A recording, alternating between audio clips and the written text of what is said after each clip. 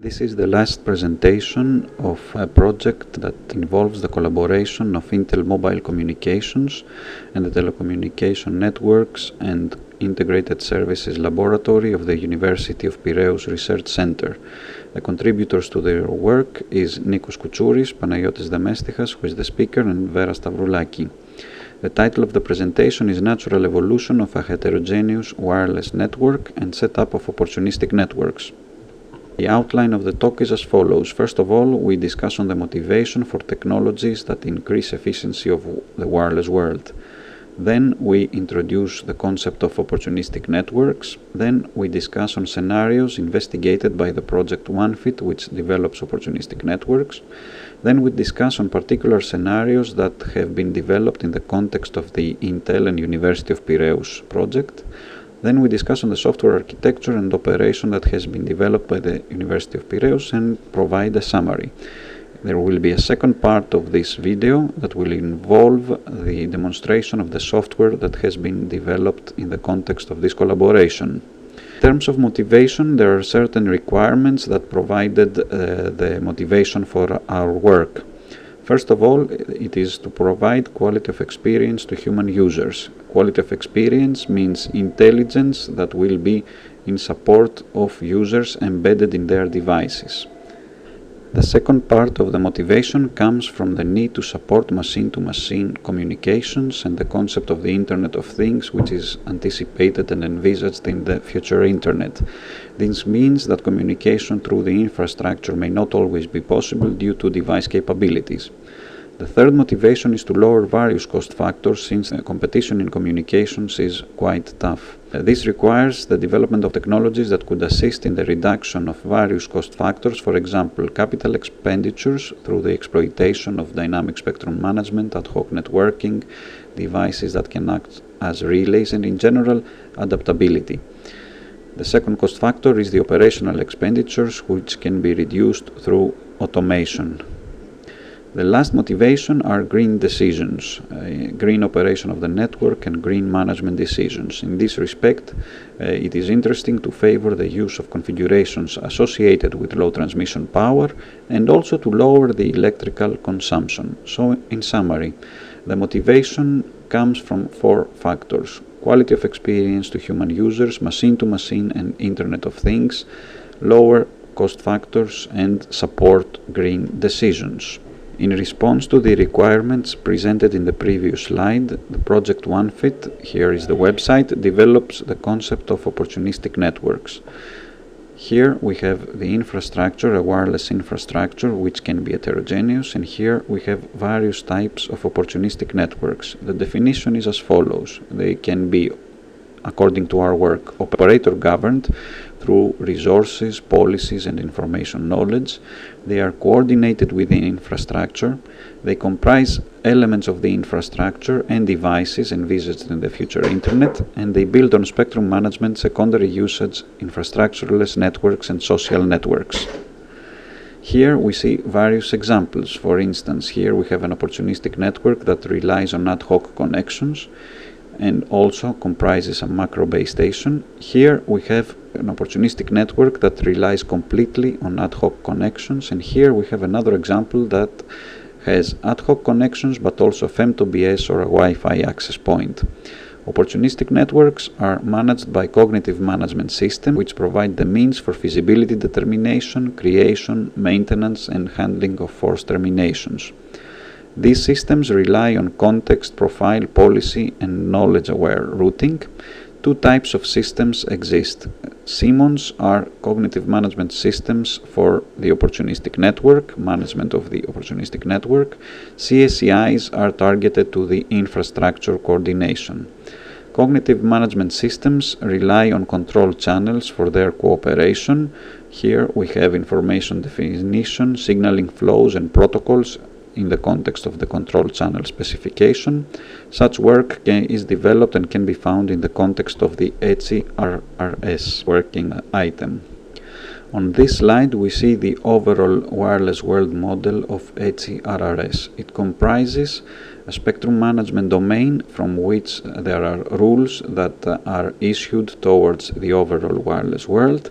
It comprises a composite wireless network which is heterogeneous and is managed by various cognitive management systems, and also it comprises the cognitive radio network world.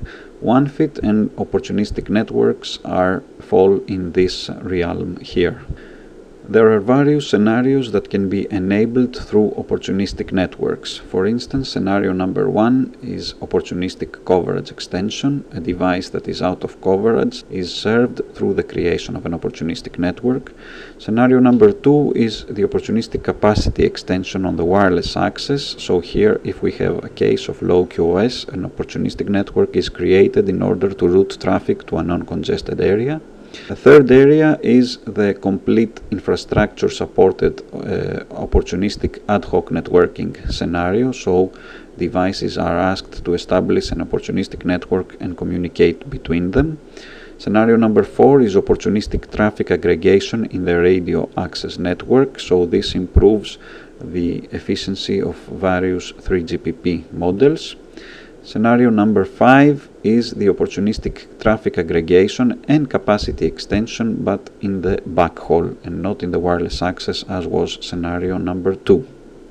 All these 5 scenarios are those that are developed and studied by the European project OneFit.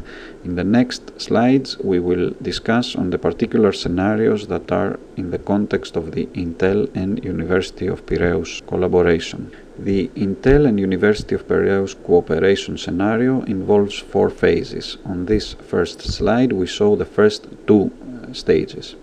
There are 2 apartments, apartment A and apartment B. In apartment A, there is a femto base station which serves a terminal that has wireless LAN and 3GPP capabilities. In apartment B, there is a wireless LAN and a terminal that can connect to the wireless LAN or to a macro base station. Moreover, here we can see that there is a terminal that has only wireless LAN capabilities. So we move towards phase 2, in which we have the setup of opportunistic network part 1. Here we see that the wireless LAN terminal manages to identify that there is another terminal in the area that can support wireless LAN, so it connects to this terminal, and then through this terminal it manages to obtain internet connectivity. In the third phase of the scenario, we have the following situation. Another wireless LAN is activated in apartment A. However, we assume that this wireless LAN is improperly configured, so it creates, for instance, high level of interference and ruins the QoS in both apartments. We see that through this red shape here.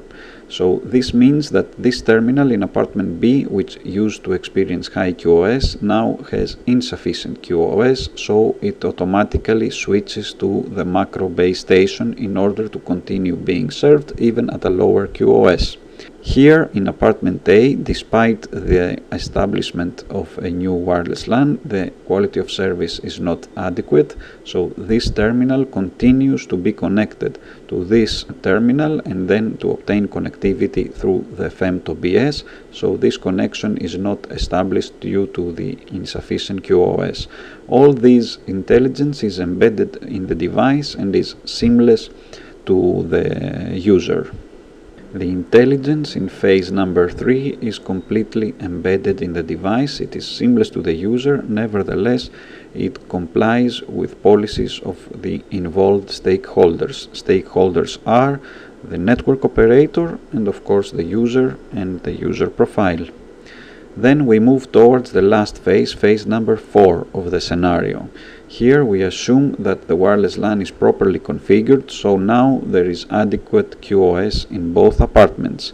So here we have the following situation. In apartment B, the terminal switches back to the wireless LAN access point in order to experience the higher QoS. The wireless LAN terminal in this area stops the connection with this terminal and connects to the wireless LAN in order to experience high QoS, while this terminal is free to go either through the femto-BS or to move to this wireless LAN access point. Various scenarios or sub-scenarios are possible here depending on the configuration of this device. All these 4 phases have been completely implemented in software and in a matter that will be shown in the next 2 slides. On this slide we show the software architecture that has been implemented. There are 4 main modules that run on a laptop. One module is the wireless LAN controller, which is a module for detecting connecting to wireless LAN networks. It is implemented in C++ using the Microsoft Windows Wireless LAN API.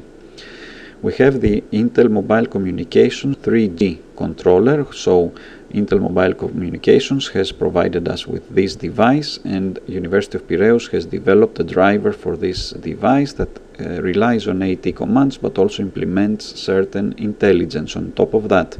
So this is a module for interacting with the IMC 3G modem, detecting connecting to 3G networks through a COM port. It is implemented in Java using the Java Serial API.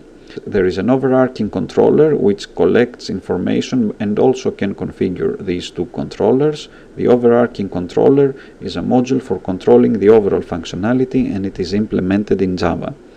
Finally, there is a GUI, a graphical user interface, which is a module for visualizing the status and procedures.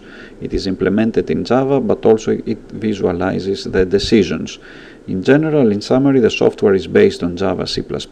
All modules run integrated into one software running on a laptop, abstracting the complexity from the user, but also complying with policies and configurations that are provided by the operator and also the user needs. On this slide we see software operation aspects. So in general, all the 4 phases that were presented in previous slides operate as follows.